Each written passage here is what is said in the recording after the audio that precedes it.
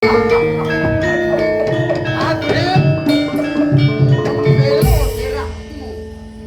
iso mecahake wesi drigen Madrim. Para kabeh kadang wis dadi tekad lan sumpahku. Yen pancen kowe sakloron ora saduk lan iman marang salira. Luwih becik bali ana ing negaramu. Aja kok bacutke kepengin mundhut simah dening adit. Kumalungku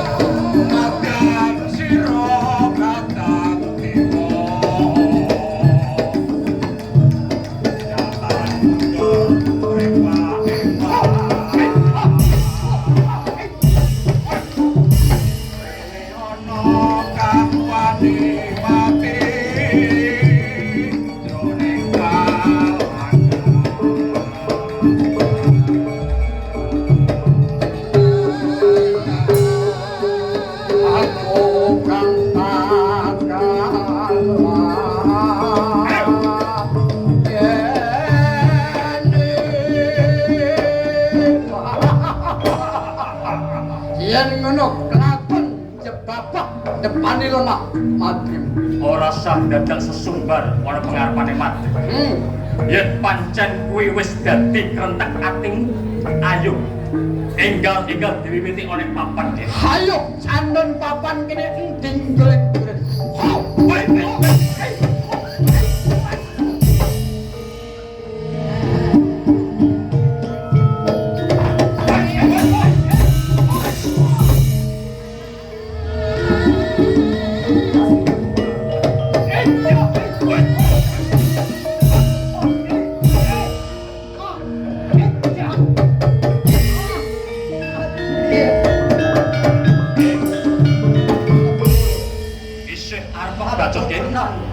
Nandi kawan sliramu.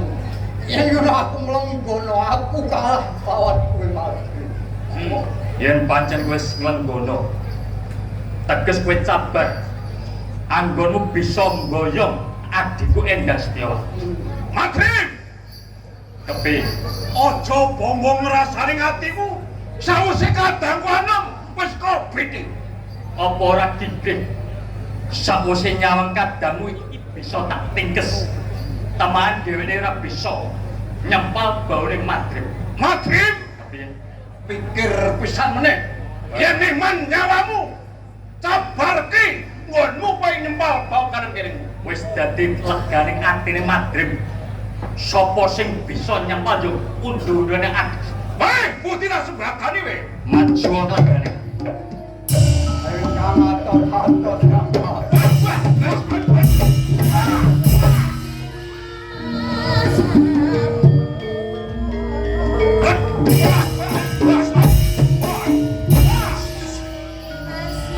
Lantik tenan.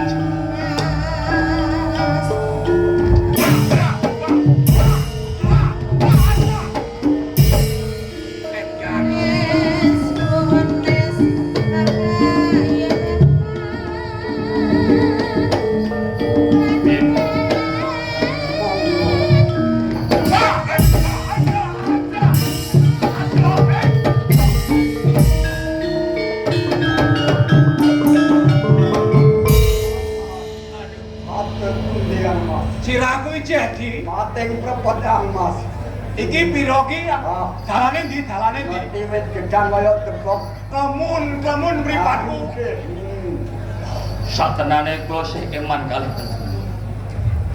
Mboten ngantos kula dedel kulit panjenengan sempal balung panjenengan. Kula menika sih gadah rasa welas asih dhateng para kakung.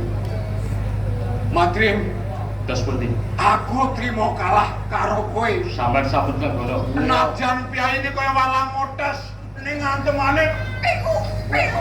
Ora ono kabar pisane kok. Terus pundi? Nanging kabeh kala karo nyebut damel cara. Kawula pinjang kok saat nyebut nyebut. Aduh. Oi, kawula. Ayo.